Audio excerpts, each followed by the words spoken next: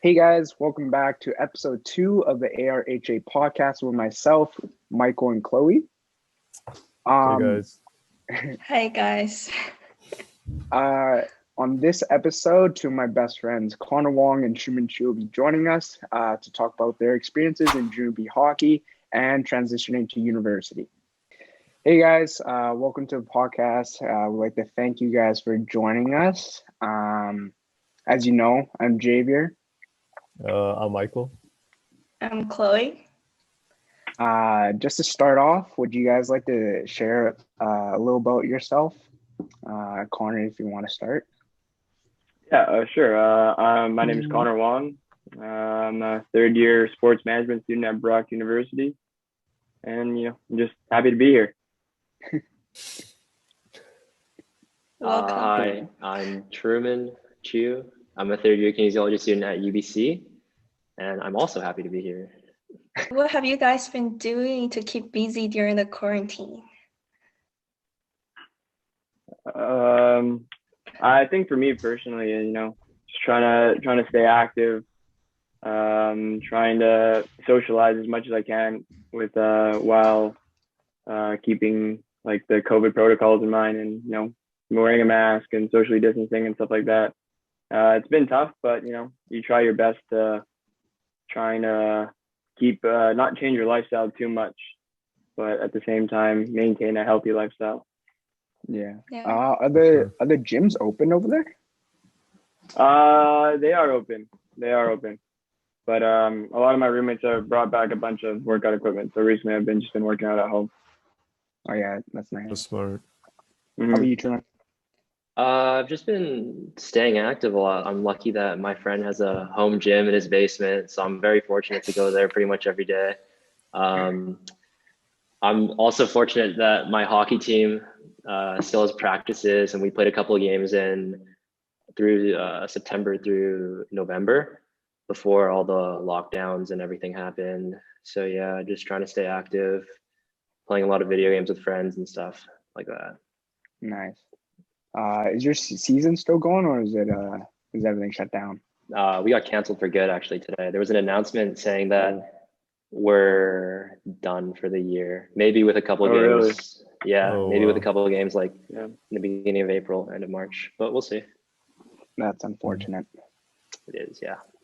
So I understand that like both Connor and Truman, you guys are like hockey players, right? Yep. I like to All think right. so. Yeah. So I was just wondering like, cause I play Ultimate as like a sport, like for fun.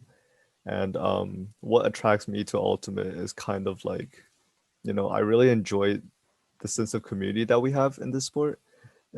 As you know, like especially from kids from Vancouver, like we know Ultimate's a pretty big sport here, and I would even go so far as to say it's almost cult like, everyone in Ultimate kind of knows each other.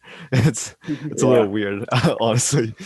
But that's also what I really do like about the community of Ultimate though. Like we're so tight knit, everyone knows each other, and no matter where you go, you can always find someone that plays Ultimate. So is there something like that that kind of attracts you to hockey? Like what is it about the game of hockey or like the community that kind of helps you, stay active or enjoy, interact? Yeah. Kind of like Ultimate.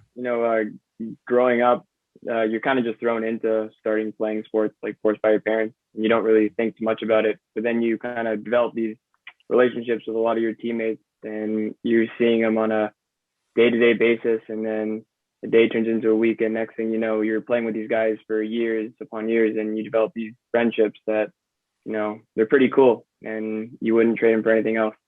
For sure, yeah. Truman? It's nice because I was fortunate enough to play with a lot of these players that I'm still friends with today, like since I was 6 or 7, maybe even younger.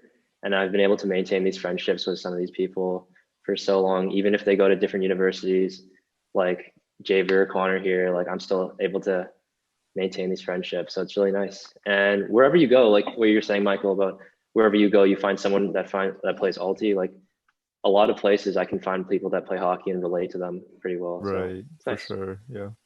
what are some of your favorite memories playing hockey? A lot of favorite memories. Some stand out more than others. For me, probably in my senior year of high school, we won the provincial championships, which was pretty cool considering it was our last year of minor hockey, and it was just a great way to finish, I guess, my hockey career. So yeah, I'd say that. Mhm. That was definitely fun.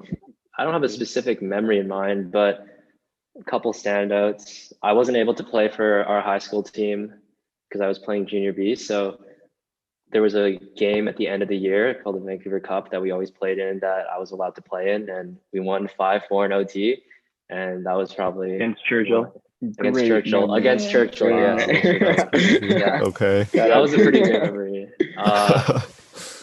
Probably even like If you guys didn't know, Michael went to church, I believe. Yeah. I Thank was you for aware. being my school. Yeah, feels good. Yeah. like going to tournaments with the boys like Phoenix, Chicago, even local tournaments like Kelowna, Kamloops. Like those are really fun. Great memories from those. Yeah, traveling for hockey was definitely Yeah. very fun times. Just like even like chilling in the hotel room playing mini sticks or just like grabbing food with the team is always a fun time. Oh, for sure. Yeah. You know what I remember the most? It was the Vancouver Canucks run in like, what was it, 2010 or whatever? 2010, 2011. Yeah, that was Yeah. crazy. Like the whole city of Vancouver just got hyped up, and like that was the only time I really paid attention to hockey, but that was fun. That was definitely a really fun. crazy year. We were all super young. We're all like 11. Yeah, And yeah. I don't know about you guys, but I definitely took it for granted. I was like, oh, we're in the Stanley Cup Finals. Oh, we're up 2-0 in this Yeah. series. Like Yeah, that was whatever. insane. I was actually Whatever. fortunate enough to go to Game 7 of the Stanley Cup Finals. Unfortunately, we did lose, but it was actually a crazy Yeah, experience. it was for like sure. like the stadium before the game was just it was so loud.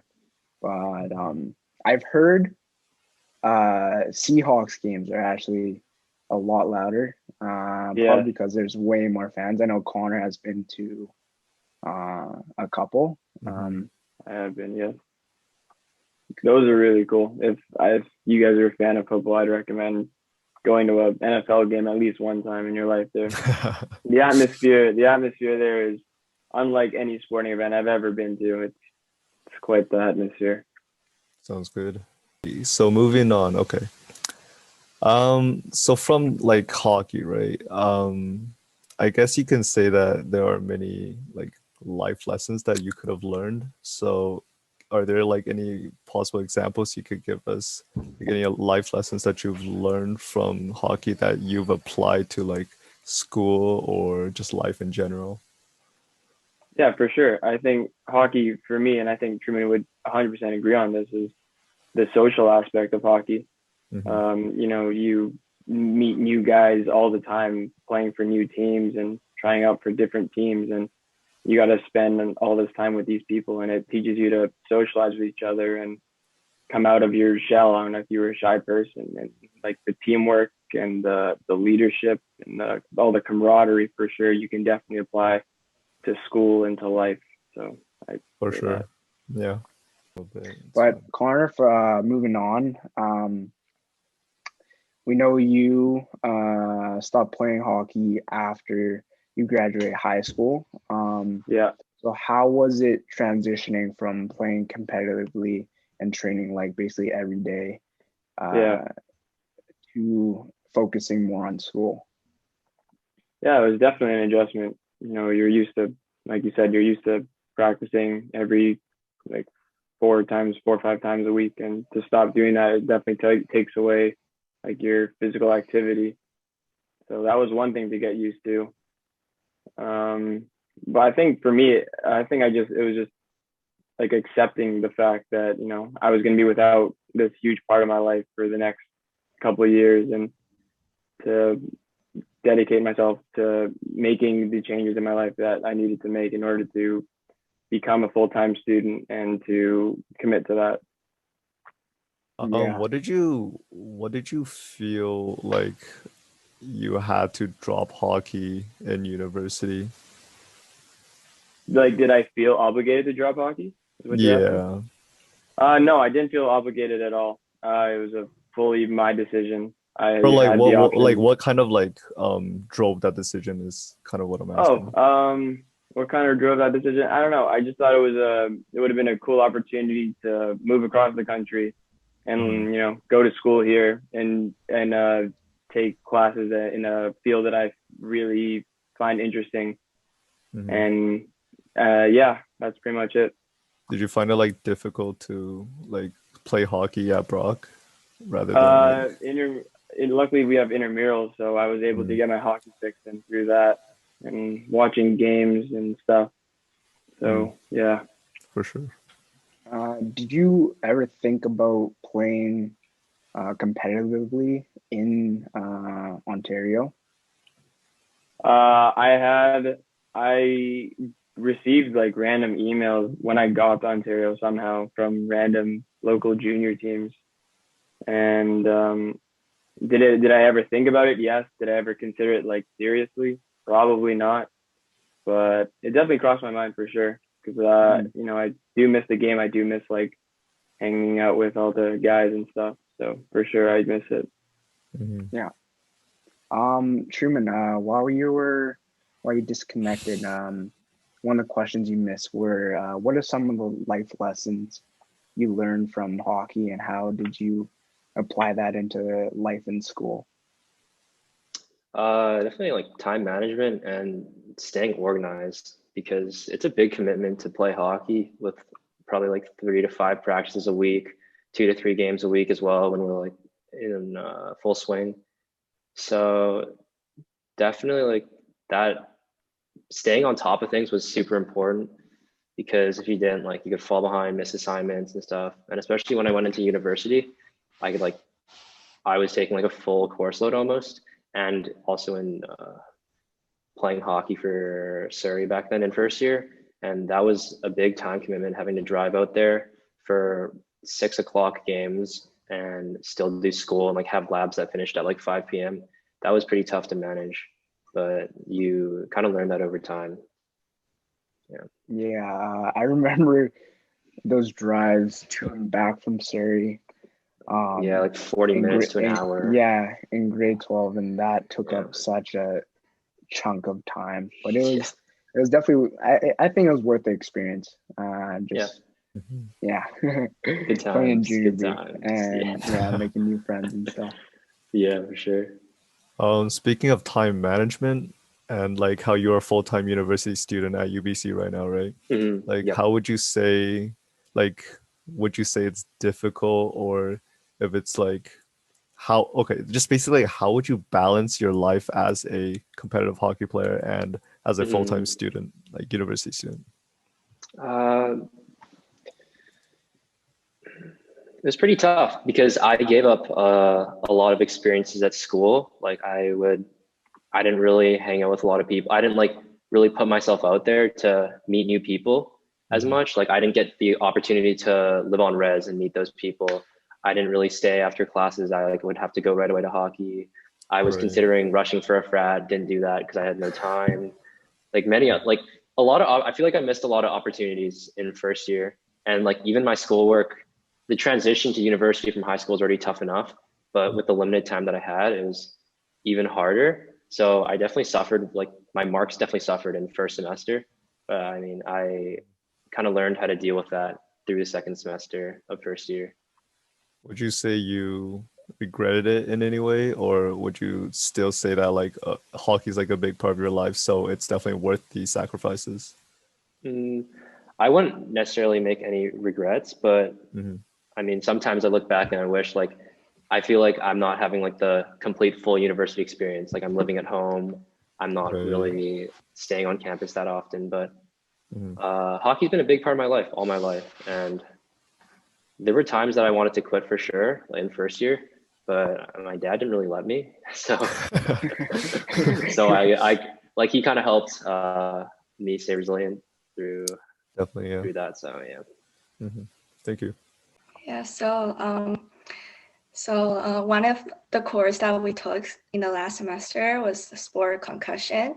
And then this question gonna relate to sport like injuries. So many research articles have shown that due to the hard hitting and physical nature of the game, hockey players put themselves at risk for injury at any moment while playing.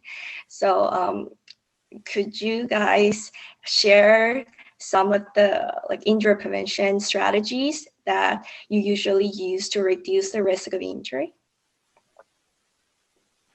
Yeah, to reduce risk of injury, you're obviously told to stretch and warm up and stuff like that to keep your muscles loose and fresh. So I'd say probably that would be the only really way I prevent injuries. I'd say definitely an adequate warm up, because I think I took for granted my body, like how it would deteriorate over the years. And now after a practice, I get pretty sore, but before I could just go like 4 or 5 skates without doing any stretching or anything. And I really took that for granted, because now I definitely have like hip issues that probably affect me for the rest of my life, but it's okay. I probably can work through it. For like concussions and stuff, I think that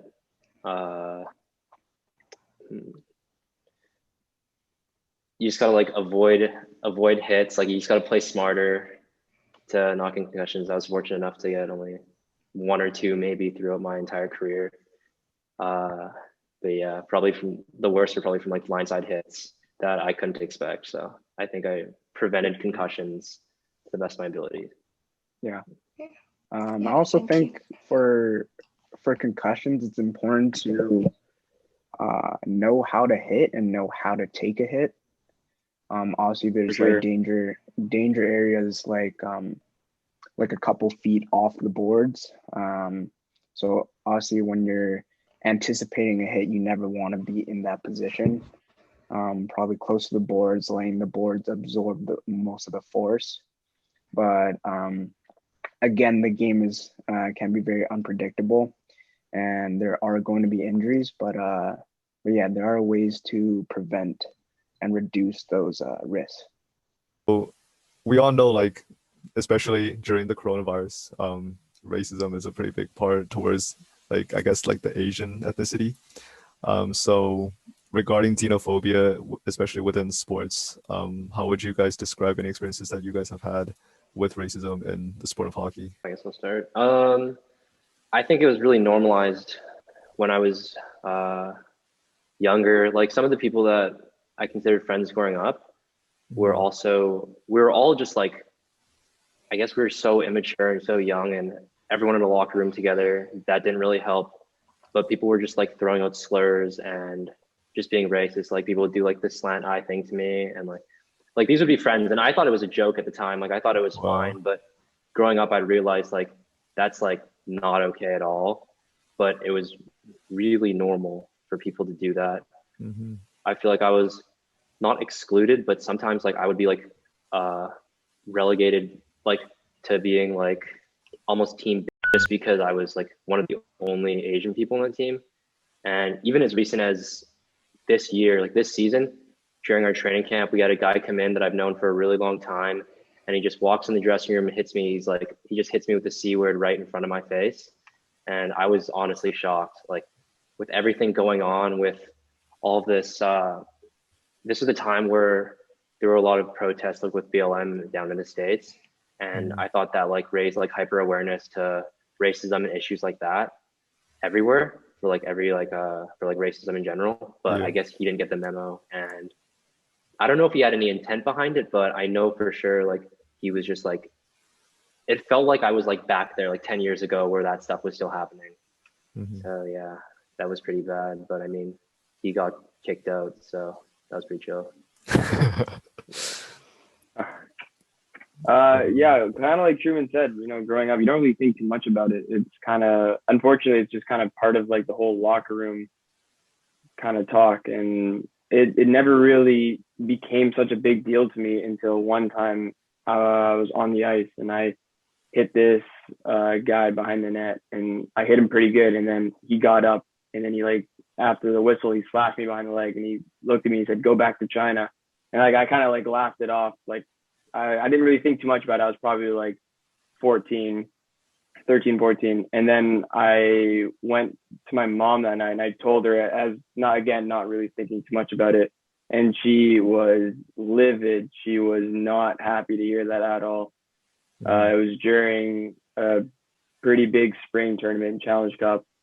And she emailed I guess like whoever ran the tournament, and not really. I don't think anything happened, honestly. Like I don't think the kid got suspended or anything. But that was really the first time, honestly, in my life that I've really taken racism really seriously since then.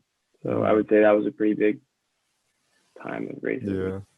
Would you guys say like hockey as a sport in general is predominantly white? For sure. I would say so for sure, yeah. Especially like when we play against, like in BC especially, you play against guys from the interior and the Fraser Valley, and a lot of them are white. We're really the only, you see Richmond and Vancouver are pretty much the only teams with a decent amount of Asian kids. So, yeah. And even after like these experiences, how would you say they have affected your enjoyment or involvement with hockey?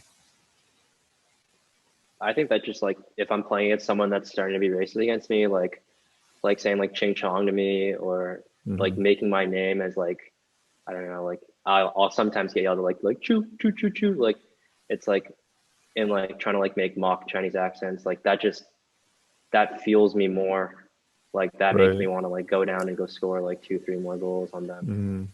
But at the end of the day, it's just hockey, like racism.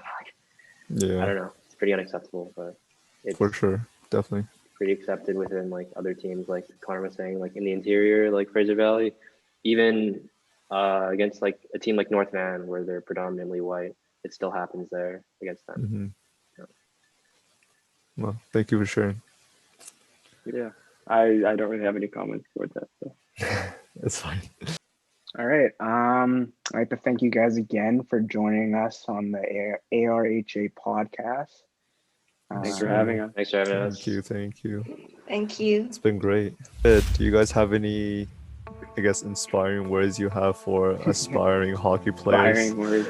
Yeah, I got some. Let's hear it. You know, if you don't make AAA or AA, like don't sulk. I played house hockey in Bantams in my like second year of Bantam, and I still ended up in junior. So stay resilient, train hard in the summer, take the summer seriously. Don't be that guy that does nothing in the summer and shows up to tryouts out of shape.